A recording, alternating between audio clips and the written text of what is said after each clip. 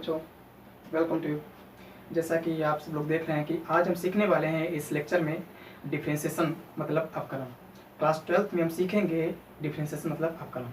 इसके पहले हमने क्लास 11th में इसका बेसिक सीखा था, पढ़ा था। अगर वो नहीं भी पढ़ा है तो भी कोई बात नहीं, क्योंकि आज हम यहाँ बिल्कुल बेसिक से सीखेंगे अवकलन, मतलब A to Z इसका कोई भी पार्ट अधूरा नहीं रहेगा। तो यहाँ पे देखिएगा डिफ्रेंशिएशन हम करते कैसे हैं, मतलब डिफ्रेंशिएट फंक्शन को कैसे करते हैं। डिफ्रेंशिएशन मतलब है क्या। देखिए, जैसे हमें कोई बहुत बड़ा टास्क करना है, मतलब कोई बहुत बड़ा काम करना है, हमें काम दे दिया गया, वो काम एक करना है। तो अब वो काम बहुत बड़ा है तो करना है, तो कैसे करेंगे। उस काम को हम क्या करेंगे, छोटे छोटे टुकड़ों में हमने उसे डिवाइड कर लिया। मतलब उस काम को हमने छोटे छोटे टुकड़ों में डिवाइड उसे कर लिया, मतलब हमने उसे डिफ्रेंशिएट कर दिया। क्या कर दिया, उसे डिफ्रेंशिएट कर दिया। इसी तरीके से हमारा अवकलन का कुछ प्रोसीजर है। तो देखिएगा, इसमें किसी फंक्शन का हम अवकलन कैसे करते हैं फार्मूलों का यूज करके। और फंक्शन हमारे सबसे पहले बात आती है फंक्शन की। तुम्हारे फंक्शन यहाँ पे कौन कौन से होते हैं, तो फंक्शन देखेंगे। सबसे पहले देखते हैं फंक्शन हमारे क्या क्या। देखिएगा, हम देखेंगे फंक्शन पहले हमारे फंक्शन के बारे में। तो देखिएगा हमारे फंक्शन इसमें कौन कौन से हो सकते हैं। तो हम एक वर्ड याद रखेंगे, इस वर्ड का नाम है आईलेट। इसे हम आईलेट बोलते हैं। इसे क्या बोलते हैं, आईलेट। तो यहाँ पे देखिए, जो हमारा आई है इसका मतलब है इनवर्स फंक्शन। क्या है, इनवर्स फंक्शन। इनवर्स फंक्शन क्या होते हैं, त्रिकोणमिति में होते हैं। जैसे देखिए हमारा है साइन इनवर्स एक्स। क्या है, साइन इनवर्स एक्स लिखा हुआ है, या फिर हमारा कहीं पे लिखा हुआ टेन इनवर्स थीटा लिखा हुआ। इस तरीके से इनवर्स में फंक्शन है, तो हमारे ये इनवर्स फंक्शन कहलाएंगे। ठीक, यहाँ पे सेकंड नंबर पे एल अक्षर आ रहा है, इसका मतलब है लॉगरिथम फंक्शन। इसका मतलब होता है लॉगरिथम फंक्शन। जैसे कि हमारा कहीं पे लिखा है log x लिखा हुआ है, या फिर log 1 + x लिख रखा है, तो ये हमारे कैसे फंक्शन हो गए, लॉगरिथम फंक्शन हो। इसके बाद ए का मतलब होता है अलजेब्रिक फंक्शन। इस ए का मतलब होता है अलजेब्रिक फंक्शन। अलजेब्रिक फंक्शन कैसे होते हैं, जैसे इसमें क्या होता है हमारा, जैसे कहीं पे लिख रखा है x² + 5 लिख रखा है, या फिर हमारा कहीं पे 2x लिख रखा है। इस तरीके से हमारे ये अलजेब्रिक फंक्शन होते हैं। टी का मतलब है इसमें ट्रिग्नोमेट्रिक फंक्शन। क्या मतलब है इस यहाँ पे, ट्रिग्नोमेट्रिक फंक्शन। देखिएगा ये कौन कौन से, जैसे कि हमारा साइन एक्स को ही ले लीजिएगा, साइन एक्स है, ठीक है, कॉस एक्स है, या फिर टैन थीटा है, या फिर एल्फा है, जो भी इसका एंगल मतलब दे रखा हो। तुम्हारा ये कैसे फंक्शन है, त्रिकोणमिति के ट्रिग्नोमेट्रिक फंक्शन कहलाते हैं। ई का मतलब यहाँ पे एक्सपोनेंशियल, मतलब क्या है यहाँ पे एक्सपोनेंशियल, जिसे हम बोलते हैं चरघातांकी फलन। क्या बोलते हैं, चरघातांकी। ये क्या होता है, जैसे लिखा हुआ e⁻x, e⁻x लिखा हुआ, और मान लो लिखा है कहीं पे a⁻x। देखिए यहाँ पे जो e है ये हमारा कांस्टेंट मतलब ये नहीं बदलता है, e रहेगा। यहाँ पे जो a है, इस a का मतलब है कोई कांस्टेंट है। जैसे कि हमारा a की जगह 2⁻x हो सकता है, या फिर 10⁻x हो सकता है, या फिर एनी कोई रियल नंबर हमारा हो सकता है, कोई भी नंबर यहाँ पे हमारा हो सकता है। तो इसका ये हमारे पे कैसे फंक्शन हो गए, एक्सपोनेंशियल। ये त्रिकोणमितिक फंक्शन हो गए, ये अलजेब्रिक फंक्शन हो गए, ये हमारे लॉगरिथम फंक्शन हो गए, ये इनवर्स फंक्शन हो गए। तो इस वर्ड से हम सीखेंगे कि हमारे फंक्शन कौन कौन से होते हैं और किस फंक्शन। जैसे देखिएगा हमारे यहाँ पे फंक्शंस दे रखे हैं कुछ, तो इनका डेरिवेटिव हम कैसे फाइंड करते हैं, इनका डेरिवेटिव क्या होता है। तो देखिएगा इनका फार्मूला होता है, वो हम यहाँ पे ध्यान रखेंगे। तो हमारे यहाँ पे फंक्शंस दे रखे हैं, एफ फंक्शन को एफ से यहाँ पे लिखा गया है, वाई से भी लिख सकते हैं, ऐसी कोई बात नहीं है। और इसका डेरिवेटिव डिफरेंशिएशन मतलब इसे डैश f' लिखो, या फिर dydx लिखते हैं, ठीक है। तो यहाँ पे देखिए ये सी का मतलब यहाँ पे कांस्टेंट। क्या है, कोई फंक्शन हमारा ऐसा है जो कांस्टेंट है। अब कांस्टेंट क्या होते हैं, अब कांस्टेंट देख लीजिएगा, जैसे हमारा कोई कांस्टेंट है और एक हमारा होता है वेरिएबल। क्या होता है, वेरिएबल, ये वेरिएबल। तो कांस्टेंट टर्म जैसे कि हमारा 5 है, 2 है, कोई नंबर हो सकता है। जैसे यहाँ पर हमारा लिखा हुआ f(x), मतलब वो चर x में कोई हमारा फंक्शन दे रखा है, चर x में हमारा कोई फलन दे रखा है, मतलब जिसके साथ x है, ठीक, जिसके साथ में x है वो हमारा कांस्टेंट नहीं होगा। जैसे हमारा कहीं पे लिखा हुआ 2x, क्या लिखा हुआ, 2x लिखा हुआ, या 5x लिखा हुआ। तो देखिएगा हमारा फंक्शन अगर f(x) दे रखा है, f(x) = दे रखा है 5x, देखिए तो हमारा ये x में फंक्शन दे रखा है, क्योंकि 5x के साथ जुड़ा हुआ है। कैसे जुड़ा हुआ है? गुणा की संक्रिया के द्वारा जुड़ा हुआ है, प्लस के द्वारा नहीं जुड़ा हुआ, गुणा की संक्रिया के साथ जुड़ा हुआ है। तो यहाँ पे हमारा ये कांस्टेंट नहीं कहलाएगा, ये कांस्टेंट नहीं कहलाएगा, क्योंकि हमारा x में फलन दे रखा है, चर x में फलन दे रखा है और इसके साथ में 5x आ रहा है।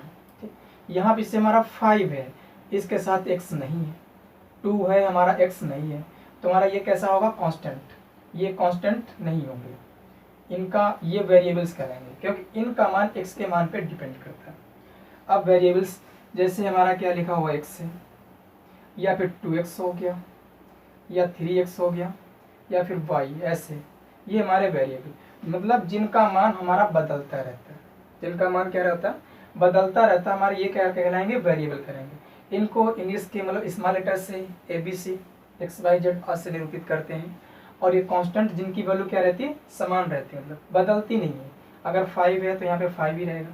ठीक, अब इनमें क्या होता है? किसी फंक्शन में x की वैल्यू 2 आ रही है, किसी क्वेश्चन में, दूसरा क्वेश्चन सॉल्व किया वहाँ पे वैल्यू किसकी क्या आ रही है? 3 आ रही है।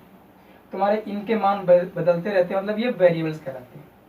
तो देखिए, अगर हमारा कोई कांस्टेंट टर्म है, जैसे कांस्टेंट टर्म है, जैसे हमारा दे रखा है f(x = 2), तो इसका जैसे ही अवकलन करेंगे तो हमारा क्या हो जाएगा? 0। क्या हो जाएगा? 0। तो किसी भी कांस्टेंट फलन का अब डिफरेंशिएशन क्या होता है? हमारा 0 होता है, उसका तुरंत हम 0 लिख ही देंगे। ठीक, अब देखिए x⁴n हमारा ये क्या होता है? इसे दे रखा है x⁴n हमारा दे रखा है, फिर f(x = x⁴n), तो क्या होगा? इसमें ध्यान से देखना, ये जो इसकी पावर x⁴n दे रखा है, तो क्या करेंगे? x⁴n वैसे ही हम लिख लेंगे। x⁴n दे रखा है तो हम क्या करेंगे? x⁴n वैसे ही लिख लेंगे। और क्या करेंगे? ये जो पावर n थी ये आगे x के गुणांक में आ जाएगी, और इससे एक क्या कर देंगे? माइनस कर देंगे, तो हो जाएगा nx⁴n-1। तो इसका हमारा फार्मूला होता है nx⁴n-1। अब रूट x है, इसका अवकलन हमारा होता है 1/2√x, ये होता है 1/2√x। अब देखिए आता कैसे? देखिएगा, जैसे हमारा ये अभी हमने लिखा है, ये फार्मूला हमारा x⁴n का है nx⁴n-1, वहां से आना। उसी प्रकार हमारा रूट x है, क्या है? Root x। ठीक, मान लीजिए f(x = दे रखा है हमारा कोई फलन रूट x, तो रूट x का मतलब होता है x⁴1/2। इसको हटा देंगे, इसका मतलब ये है कि घात इसकी 1/2। अब देखिएगा, जैसे हमने वहां पे किया, तो इसका जब हम अवकलन करेंगे तो क्या करेंगे? हमारी घात जितनी थी वो आगे आ गई। ठीक, तुम्हारा हो जाएगा 1/2 इंटू x⁴1/2 थी, इससे क्या करेंगे? एक हम जब घटा रहे हैं ना, तो एक क्या कर देंगे? हम घटा देंगे, तो क्या हो जाएगा? 1/2 x² कितनी हो जाएगी? 1/2 से -1, माइनस में 1/2, पावर माइनस में है, इसको नीचे ले आएंगे, और क्या हो जाएगा? 1/2 x⁴1/2 हो गया। 1/2 मतलब क्या होता है? √2, तो हमारा ये हो गया 1/2√x। तो ये हर बार हम कहाँ तक याद रखेंगे? मतलब हर बार इसका अवकलन कहाँ तक करेंगे? तो हम सीधे इसका याद रखते हैं कि √x का याद है 1/2√x हो गया। e⁻x देखिए, तो इसका हमारा अवकलन जो डिफरेंशिएशन होता है वो e⁻x ही रहता है। क्या रहता है? e⁻x ही रहता है। हमारा हो गया a⁻x। तो देखिए a जो x होता है, a⁻x जो होता है उसका हमारा होता है a⁻x, जैसे e⁻x होता है वैसे ही हो जाएगा a⁻x, और इंटू में हो जाएगा log a। यहाँ पे क्या हो जाएगा? log a आ जाएगा, समझे? और ध्यान दीजिएगा, हमारा यहाँ पे जो log x लिखा हुआ, यहाँ पे देखिए इसका बेस e है। क्या है? Base e। अगर ये ना भी लिखा होगा तब भी उसका बेस e ही होगा। क्या होगा? बेस e होगा। तो इसका जो अवकलन करेंगे तो हमारा क्या हो जाएगा? 1/x होता है। तो हमारे ये फार्मूले हैं, ये हमें याद रखने हैं। ये हमारे भी तुमको देखिएगा, जैसे हमारा यहाँ पे लिखा हुआ है a⁻x, तो यहाँ पे जो हमारा a है ये कोई भी हमारा संख्या हो सकता है, कोई भी कांस्टेंट टर्म होगा। जैसे देख लीजिएगा, जैसे कि मान लीजिएगा हमारा दे रखा है f(x = 10⁻x), तो यहाँ पे देखिए a की जगह पे हमारा 10 आ रहा है। क्या आ रहा है? 10 आ रहा है। तो इसका जैसे अवकलन करेंगे एफ डैश एक्स, तो हमारा क्या हो जाएगा 10 ए की पावर एक्स इंटू log ए होता है, तो यहाँ पे 10 है तो 10 की पावर एक्स हो जाएगा, इंटू में क्या हो जाएगा log 10 हो जाएगा। तो इस तरीके से हम इस ए की पावर एक्स का अवकलन कर लेंगे। अब यहाँ पे ध्यान देने वाली बात है, जैसे हमारा फंक्शन दे रखा है कोई, जैसे देखिए हमारा कोई फंक्शन दे रखा है f x equal to x square plus 2x plus 1 दे रखा है। वो जरूरी नहीं कि उसको एफ एक्स से ही लिखें, हो सकता है उसे हमने y से लिख लिया हो, x square plus 2x plus 1, हो सकता है उस फलन को y x से डिनोट किया गया हो, x square plus 2x plus 1, इस तरीके से भी लिखा हो सकता है। ठीक, तो हमारा एफ एक्स भी लिखा हो सकता है, y भी लिख सकते हैं, x भी लिख सकते हैं। इसका मतलब है ये हमारा जो y है ये चर x में कोई फलन दे रखा है, जो हमारा यहाँ पे y है ये चर x में क्या हमारा कोई फलन दे रखा है। अब मान लीजिएगा हमारा जैसे एफ एक्स लिखा हुआ है, एफ एक्स लिखा हुआ है, इसका अगर x के रिस्पेक्ट में हम अवकलन करेंगे, x के रिस्पेक्ट में ये मतलब लिखा होता है कि x के रिस्पेक्ट में करना है या किसके भी करना है, वो वहाँ पे दे रखते हैं। तो मान लीजिए इसका x के रिस्पेक्ट में हम अवकलन कर रहे हैं, तो क्या कह देंगे इसे एफ डैश एक्स लिख सकते हैं, या फिर इसे f1x लिख सकते हैं, डैश से निरूपित कर सकते हैं, या फिर f1x लिख सकते हैं, या फिर इसे हम dy बाई डी एक्स लिख सकते हैं। अगर हमारा कोई फलन y इक्वल टू दे रखा है, इसका अवकलन करना है तो इसे डी बाई डी एक्स लिख सकते हैं, बराबर इसका एक बार अवकलन y डैश लिख सकते हैं, या फिर इसे y1 लिख सकते हैं, कोई फर्क नहीं पड़ता। यहाँ पे जो dy बाई डी एक्स है इसको ध्यान रखना है, इसका मतलब dy divide by D x ये बिल्कुल नहीं है, ध्यान रखना। इसका मतलब होता है दो छोटी छोटी राशियों डेल्टा y और डेल्टा x के अनुपात की क्या होती है सीमा होती है, ये हमें ध्यान रखना है। dy अपॉन डी एक्स का मतलब इसको भाग करना नहीं होता है, ये नहीं होता। इसका मतलब होता है दो छोटी छोटी राशियाँ मतलब उनके अनुपात की सीमा, ये होता है। तो यहाँ पे देखिएगा हमने तुमको बताया कि अगर हमारा फलन एफ एक्स दे रखा है तो उसका अगर हम अवकलन करते हैं, उसका अगर हम अवकलन करते हैं एक बार, तो उसे एफ डैश एक्स लिख सकते हैं या फिर f1x लिख सकते हैं। अगर हमारा कोई फलन y इक्वल टू दे रखा है तो उसे dy बाई डी एक्स लिख सकते हैं, या फिर y डैश या फिर y1 लिख सकते हैं। ठीक, तो हमारा फलन fx है या फिर y है, तो उसके अवकलन को कैसे निरूपित करेंगे ये हमने तुमको यहाँ पे बता दिया है। अब ध्यान दीजिएगा, अगर यही हमें दो बार करना होता अवकलन, क्या करना होता दो बार। जैसे कि हमारा फलन fx दे रखा है, fx दे रखा है, तो इसका अगर हमें दो बार अवकलन करना हो तो इसे क्या एक बार अवकलन करना है तो इसे लिखेंगे एफ डैश एक्स लिखेंगे। देखिएगा अगर दोबारा करना तो क्या लिखेंगे एफ डबल डैश एक्स लिख सकते हैं। इसे हमने बताया f1x भी लिख सकते हैं, तो उसी प्रकार इसको हम f2x भी लिख सकते हैं, कोई प्रॉब्लम नहीं है। ठीक है, ये समझ में आ गया होगा। ऐसे ही अगर हमारा फलन y इक्वल टू दे रखा है तो उसे हमने बताया ना कि एक बार अवकलन करेंगे तो उसे हम dy बाई डी एक्स लिख सकते हैं, x के रिस्पेक्ट में अगर कर रहे हैं। अगर हमारा y x में कोई फलन है तो उसका x के रिस्पेक्ट में अवकलन dy बाई डी एक्स लिखेंगे एक बार, या फिर उसे y डैश से भी लिख सकते हैं, या फिर उसे y1 से भी लिख सकते हैं।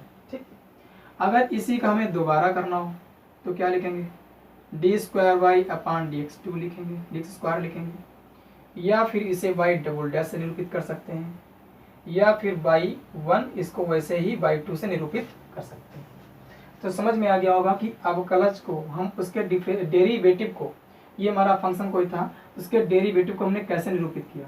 एफ एक्स था एफ डैश एक्स लिख दिया, दोबारा किया एफ डबल डैश लिख दिया, या फिर f2x लिख दिया। y में था तो उसे dy बाई डी एक्स लिख दिया, बाई डैश लिख दिया, या फिर y1 लिख दिया। अगर दो बार अवकलन करते हैं उसका डेरिवेटिव फाइंड करते दो बार, तो d square y upon d x square बराबर बाई डबल डैश या फिर y2 लिख सकते हैं।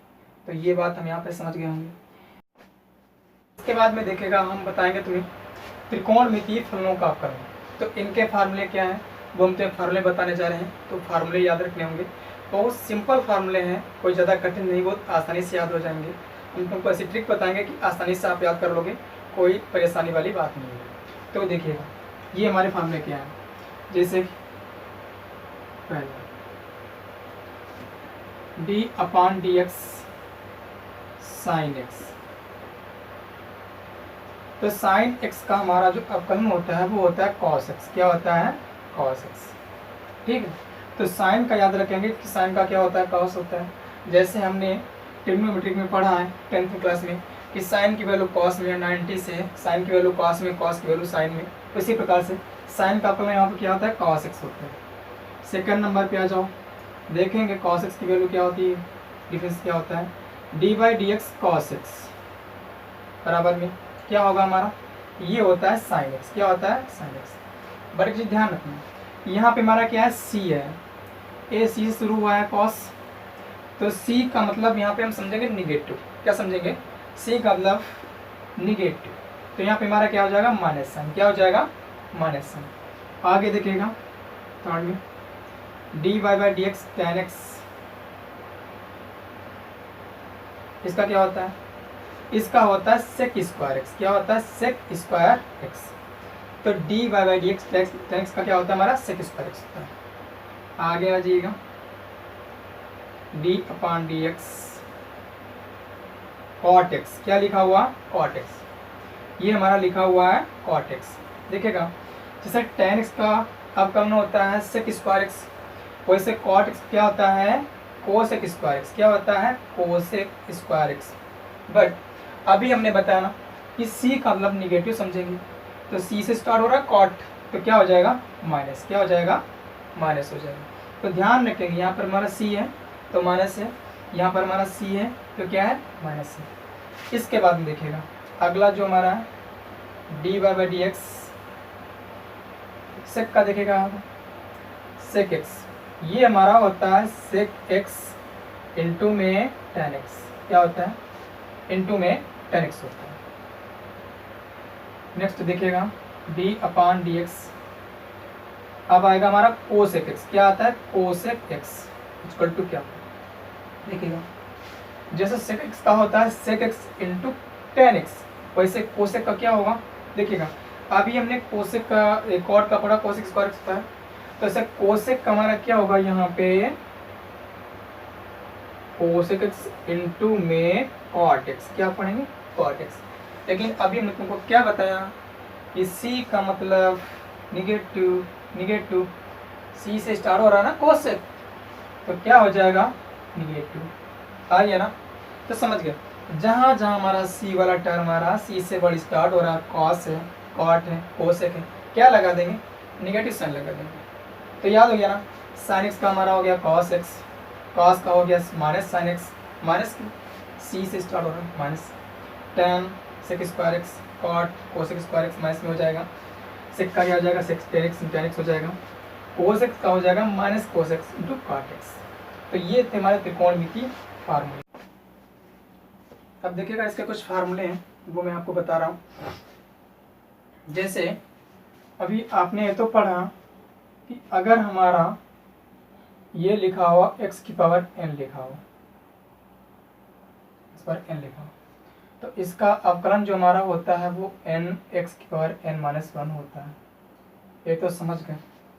अब देखिएगा जैसे हमारा कोई फलन दे रखा है y equal to c into f x, इस तरीके से लिखा हुआ। यहाँ पे c का मतलब कोई भी कांस्टेंट नंबर है, जो हमारा कोई फंक्शन एफ एक्स है जिसके क्या है? गुणांक में लिखा हुआ है। तो इसका कैसे करेंगे? तो देखिए इसका अगर हमें x के सापेक्ष अवकलन लिखना है तो क्या करेंगे? इसको लिखेंगे d Y by D x. इसमें क्या करेंगे? इसको ऐसे लिख लेंगे d upon d x, bracket लगाएंगे सी और एफ एक्स। तो हमें देखना है यहाँ पे हमारा जो सी कांस्टेंट है इसको क्या करेंगे? इसको हम डी बाई डी एक्स के बाहर ले लेंगे, इसको निकाल लेंगे बाहर, डी अपॉन डी एक्स। जो हमारा चाहे एक्स में फंक्शन दे रखा उसका हम क्या करेंगे? अवकलन करेंगे इस तरीके से। तो हमारा ये हो गया डी बाई डी एक्स बराबर में सी बाहर रोक लेंगे। जो हमारा फंक्शन है x में, ध्यान देना, जो चर x में फंक्शन दे रखा उसी का x के रिस्पेक्ट में अवकलन करेंगे। जो कांस्टेंट टर्म गुणांक में उसको हम बाहर निकालेंगे। देखिएगा कैसे। और यहाँ पे इसके बाद समझिएगा, जो हमारा यहाँ पे d/dx लिखा हुआ है, इसका मतलब है d/dx y, मतलब चर y का x के रिस्पेक्ट में अवकलन। यहाँ पे जो तुम्हारा d/dx है ये कहलाता है अवकलन संकारक, डिफरेंशियल ऑपरेटर से बोलते हैं, डिफरेंशियल इसे ऑपरेटर बोलते हैं, ध्यान दें। तो इसका मतलब है डिफरेंशियल ऑपरेटर, और यहाँ पे लिख लेंगे d/dx इंटू वाई इस तरीके से। इसका मतलब ये हुआ कि चर y का x के सापेक्ष में अवकलन करें। अब जरूरी नहीं किसके सापेक्ष कर रहे हैं, अगर फलन मान लीजिए अगर हमारा दे रखा है कि y = t² + t दे रखा है, तो यहाँ पे इसका t के रिस्पेक्ट में अवकलन कर रहे हैं, तो क्या लिखेंगे इसे dy/dt। इसका मतलब क्या हुआ, चर y का किसके सापेक्ष, t के सापेक्ष अवकलन हो रहा है। समझ में आता है। तो हमारा यहाँ पे जो भी चर होगा उसका अवकलन करेंगे, तो उसको वैसे लिख लेंगे। यहाँ पे x के सापेक्ष था तो dy/dx, नीचे जो भी होता है उसी के सापेक्ष होता है, t है तो t के सापेक्ष यहाँ पे होगा। इस तरीके से क्या करते हैं, इसको लिख लेते हैं। अब यहाँ पे हमें देखना है कि कांस्टेंट टर्म जो होता है ये बाहर आता है, तो इसका कैसे अवकलन करते हैं, इसके एग्जाम्पल देखेगा। फॉर एग्जाम्पल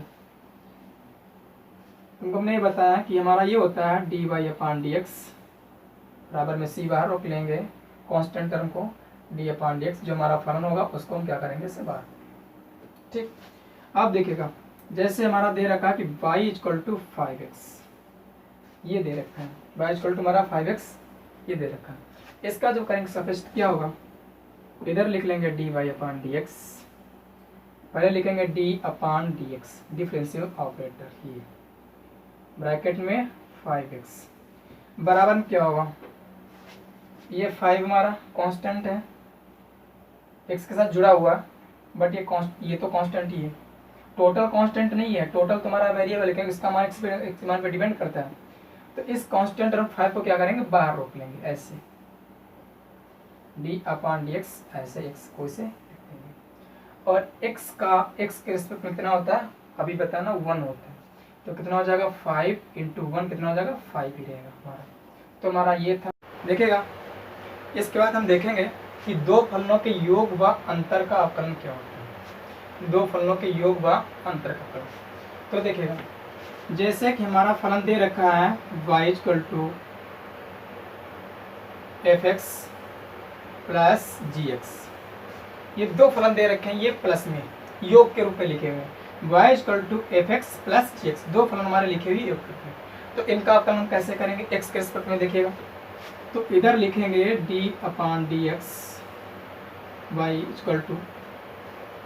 लिखेंगे d/dx, ब्रैकेट लगाएंगे बड़ा सा, और fx + gx, जैसे मैं लिखे तो ऐसा लिख लिया हमने बड़े ब्रैकेट में। ठीक है, तो हमारा ये क्या हो गया dy/dx। अब क्या करेंगे, ये प्लस के रूप में लिखे हुए हैं, दोनों योग के रूप में लिखे हुए हैं, तो क्या करेंगे, इसका अवकलन कर लेंगे और इसका भी कर लेंगे, दोनों का अलग अलग अवकलन हो जाएगा, दोनों का अलग डेरिवेटिव निकाल लेंगे। तो ये हो जाएगा dy/dx fx + dy/dx gx, इस तरीके से। मतलब दो फलनों के अगर योग फल का अवकलन करना है तो दो फलनों के योग फल का जो अवकलन होता है तो उनके अलग अलग अवकलनों के योग के क्या होता है, बराबर होता है। समझ गए। अब ऐसे दो की बात नहीं, ऐसे अगर 3 टर्म है, 4 टर्म है, या जितने भी टर्म है सभी का प्लस में हम ऐसे ही अलग अलग कर लेंगे, जितने भी टर्म हमारे आएंगे प्लस में सभी का अलग अलग हम कर लेंगे। ठीक है, तो अब प्लस वाला समझ गए होंगे।